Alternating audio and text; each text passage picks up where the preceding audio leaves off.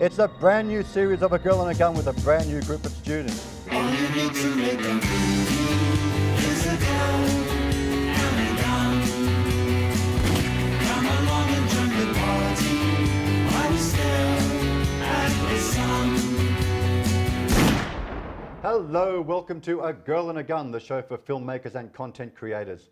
I am Phil Moore, and today I'm joined by special guest Bernie Zelvis. Zelvis, that's the word, yeah. Now, you were our guest director for the episode that we shot last week, because you've had a long-standing career in television. We're going to talk mostly about your experience with bands and music videos and that kind of thing today, but I want to start out with, how did you get into TV directing? Where'd you start? Okay, I was an engineer many years ago for ABC. I designed TV equipment, and even satellite test equipment. But then I went back to being a technical director because I really enjoy the production process. When I went to Perth, we'd build a channel, and then I said I want to be a director. I applied for a job, so I want to be a director, but I'll. You just say, I want to direct. Yeah, totally. Because I just said I want a job, and they said, what do you want to do? I said, well, I want to end up being a director, but I'll come in and do TD for a while. Right? Technical director. Technical director. Yeah. So, and I rolled up and did TD, and there was a kid show on. I kept on importing creative input as a technical director, and they said, we've got to give this guy a go. And the guy who was running the channel, Ernie Taylor, he had gone through the same path as me. He was a TD, became a director, and ended up running the channel. He now runs the America's Cup. So when was this? This was late 80s, very late 80s, yeah. Right. And just before Gulf War I, which I directed. But you directed the war? Yeah, totally.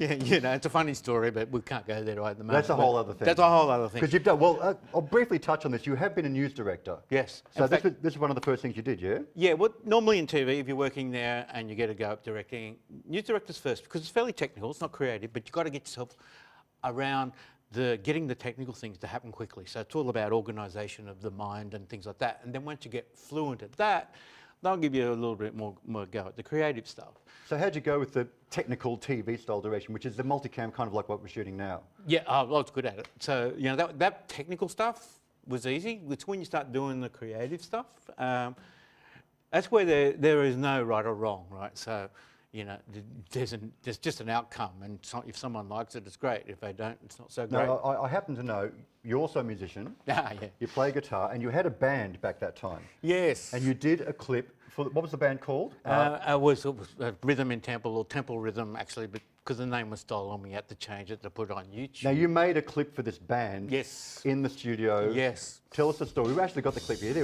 you are. Okay, here it comes. This is you guys. When was this made? Oh, 93? 93. That's you on guitar, yes? That's me, yeah. Look how stressed I am. Why are you stressed? Because I'm directing the news in about 20 minutes after that. So, we did this performance live, and live in studio? In studio. Right. I designed the set for a kids show as well. That was a $50,000 set. Yeah. And I was a bit of the golden boy then. I was a bit invincible. So, so we took over the studio on the Sunday. I'm bringing my mates in. We're going to do this thing. Totally. And don't worry, I'll still turn up on time to do the news. They let me do anything. Okay. Because, so we did this, and I had a kids show, Kids Co it was called, and we'd have a band on, and when I first took over as the director, the first band we had on was a band called Rainyard, who was discovered by Triple J. We'll go back to Double J later, I'm sure, but Triple J, and they were the unearthed band of that year, and then I put them on at one best video clip. Okay. So and every year for 5 years running in WA, I had best video clip. In fact, the last year I had 4 out of 5. Let me go. What was there for the first official clip you actually did shoot? For Sonny, the one I got paid for. Yeah? Yeah, Yummy the first reel of, yeah, Yummy Phil, 6 Mile High, they were changed. There it is there. And you'll notice I detest TV lighting, so I got them to bring, all their mates to bring torches. And we got a parachute. And this is under a parachute? It's under a parachute with just a light behind, blue light behind, and torches underneath. And they were just friends doing all of that. And Sonny loved it. I had to... They found it a little bit too claustrophobic. I've heard people say it's claustrophobic. It's been toned back a little bit. But I was influenced by The Cure. I think they did a really claustrophobic inside a closet clip, and I thought, I'll do something like that, but I'll change it and make it mine. So it was the parachute and the torch trick. Right. Yeah. So that was the first. And smoke and mirrors. And had a smoke machine and mirrors. Yeah, totally. Okay. What did you do after that? What sort of stuff were you doing after that? Lots of music videos? Well, I became sort of fairly well known for my kids show, and they started to send big acts over. So Stone Cold with Jimmy Barnes. They come over, I think we talked about that earlier, and he'd be in the studio going, you know. His warm-up exercise. Totally. It was like he's going to cough up his guts, and then suddenly he's got the voice of an angel. And I was determined not to listen to the actual production of it. An angel after a bottle of Jack Daniels. Yeah. But that was his technique, you know. People access their world different ways, you know. So I've learnt that over the years is people have a different way of making it happen. So how do you deal with all these different kind of artists, like bands, Jimmy Barnes, the other artists we're going to talk about later, the personalities involved? How do you direct these people? Well, I'm not so much, they're acts, right? And I don't really direct so much the people that they will ask for little bits and pieces here, but it's if you're directing the production, right? So a big one was Lady Gaga. Okay. Right, so she...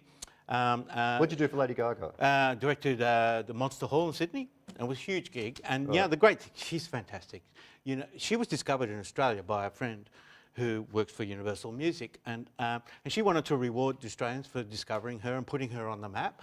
And so she come and did the Monster Hall for free. Okay. Right, flew the whole crew out on a private jet, whatever. It must have cost a mozza.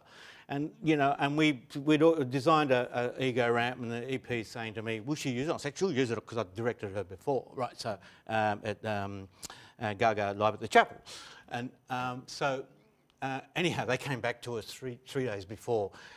They just magnified the whole thing. We had a bridge. We built a bridge.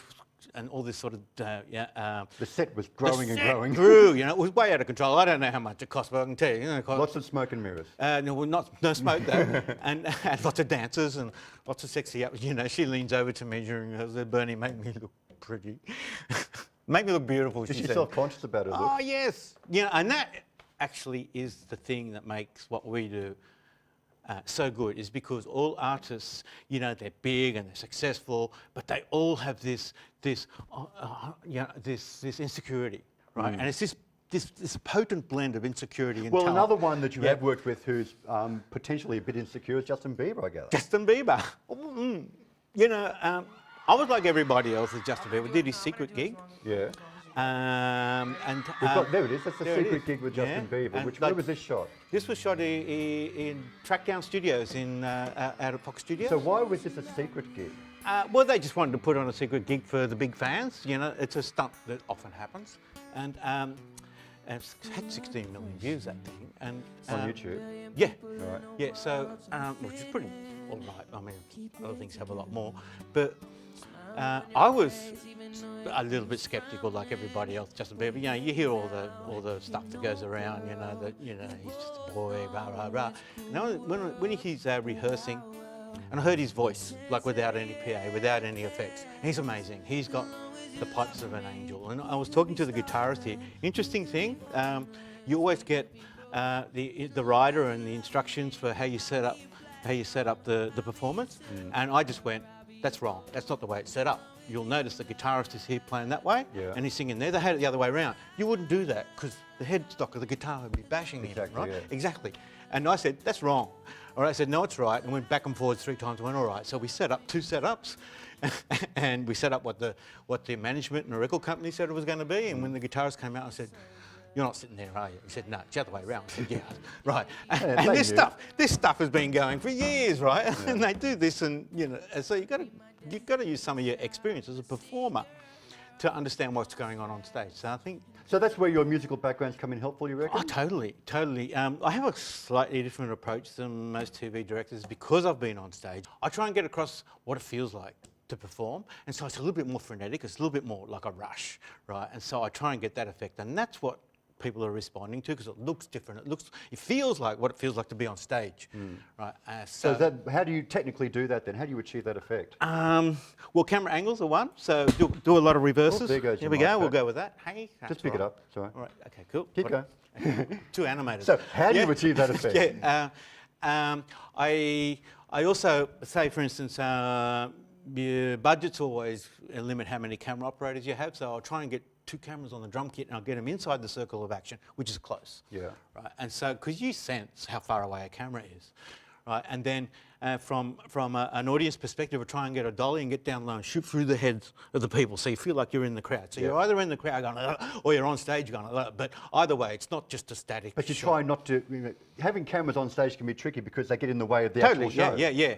So and so some of it's cutting as well, and it's rhythm and style and sorts of things. I've got some outrageous stuff which we haven't loaded, but with Muse, and I watch it back, and you look at the cut and you go, it's so fast, but it's coherent. Yeah. You still got to make it coherent, no matter how hard you go, and also it's all about getting the confidence of your camera guys.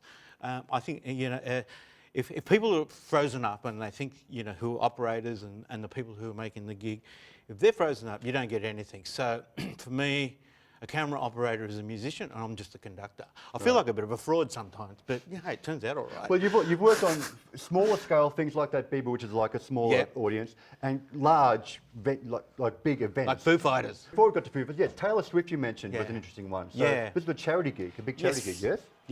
Yeah, so she was at a sound relief for fire victims. Right. And then before that, there was Wave Aid as well. So there's a charity Wave gig. Aid I went to, that was massive. It was. Which was spontaneously put together within a couple of weeks. Totally. All these bands, Midnight Oil, Still at the Chair, all these bands. Made $2 million. They sent everyone. It was a great gig, I remember that. Yeah. And you shot that, I've got the DVD. Yeah, that's me. Yeah, in fact, on the end of it, you've got a DVD of it. Yeah. Because that's really interesting, because I got the rights to do it, to release it. I've got to get a copy. Because I was told, like when we did that, that we got the right to do that as long as there was no rebroadcast rights, right? So it's a once only. Yeah, the broadcast. You got it from the Red Cross or something. Oh, well, they did release a DVD of it. Yes, I know, because broadcast only that's once. That's how the Taylor Swift got up in high quality on the YouTube, was from the DVD. They say that there. Right. And someone said, you should have a copy, but and I know someone has got it, I'm going to get it off you. Because, when you do a charity gig, this is the thing, it's a philosophy thing. If the more you give out, the more that it comes back. I did that charity gig. We all worked for nothing, right? It was pulled together so quickly. The only people who got paid was security, right? That's crazy, right? So all of the creative people, all the people that normally get paid really well, got nothing. And we loved it. And because we got nothing, if you watch the video of that, it is the camera operation, everyone, we knew that we were doing it for nothing, so we did what we wanted. And so it flowed and had this kind of character that often you don't get because you're being paid. So I just, charity gigs are always good for you. Well, another really fun one by the sound of it was the Foo Fighters, which we mentioned, on Goat Island. Yes. Well, I remember seeing Midnight Oil on Goat Island. This is like in the mid-'80s or whenever it was. Yeah. And I was there in the audience. And again, there's a DVD of this. Because I was still at school. I was one of the special invited guests, thanks to Double J Radio at the time, to go and see this. And they were the first band that really started this tradition. It's become. Totally. It was amazing. And if anyone gets a chance to look at it, I think it's on YouTube too, Midnight Oil at Goat Island. It's still amazing. It's still a groundbreaking thing. They had helicopters and they had, the boats blowing the water everywhere. So as a result of that, Green Day saw it. Yeah. Right? So, you blinked. Yeah, Green Day saw the thing and they wanted to do something at Goat Island, so I directed that as well. Green Day Goat Island. The Green Day one. Yeah, and then the Foo Fighters saw Green Day Goat Island and they wanted that too. So the Foo Fighters Goat Island, and more recently there's another band. Kings of Leon. They saw the Foo Fighters and they wanted that. So I'm become the Goat Island guy. Okay. Look, it's such a rich career. There's so much there, and we've only scratched the surface of what you've done. Yeah. But there's one clip I want to show at the end here, and we'll go out with this, okay? Okay. Which is Black Sabbath, Deep Purple, and members of Iron Maiden and Metallica all together. Yes. Right. Justin used it. Doing a song called Who Cares. Yeah, well, no, that's the band. They called themselves Who Cares. They call themselves Who Cares. And Out of My Mind. Out of My Mind is the song. Yeah. Okay. Here's a bit of it here. Yeah, and you hear that big pop at the beginning. The speaker, the Leslie speaker, hadn't been used for 10 years, so we were click, click, click, click, and then suddenly pop, the relays freed, and there was a flash. So I used that in the opening, pop, and then everything started. So we had to get these. And I gather this was the last real gig that John Lord did. Yes. Magnificent person. Yeah. The keyboard player for Deep Purple. Yeah, beautiful. And it was so sad because he's gone. And even then, since then, Tony Iommi found out he had cancer as well, and he survived. It seems he's in remission. But these guys, you notice he's playing his black guitar there? Yeah. The day before someone stole the red guitar, the one that he had all through his career. The day before you shot this. Yes, yeah, and it's so sad. I was just so cranky, you know. But he just, you know, this is a charity gig for Yeah. Rock Aid Armenia. Look that up and donate some. Well, it doesn't matter. We built a school, music school in Terrific. Armenia. Oh, that's what yeah, it was about. Okay. that's what that was about, to raise money for that. And that was a charity gig, and I paid to make that video myself. Flew to London, did the whole thing. Yeah, but what else can you do on your holidays? It's as good as Well, that. what else could you do but What else? You know. do something with Black Sabbath, Deep Purple? My God. You know, they were my heroes when I was a Okay. kid. We've got to get you back, but so much more to touch on. We've as I say, we've barely scratched the surface. Bernie Zelvis, thank you very much. Thank you. I know you're going to be around here for a while at the college here, so thanks for joining us and giving us that potted version of your career. Thank you very much for watching. This has been a special episode of A Girl and a Gun with Bernie Zelvis. I think we're going to go out with a bit more of Deep Purple and Black Sabbath, guys. Thanks for watching. That's okay.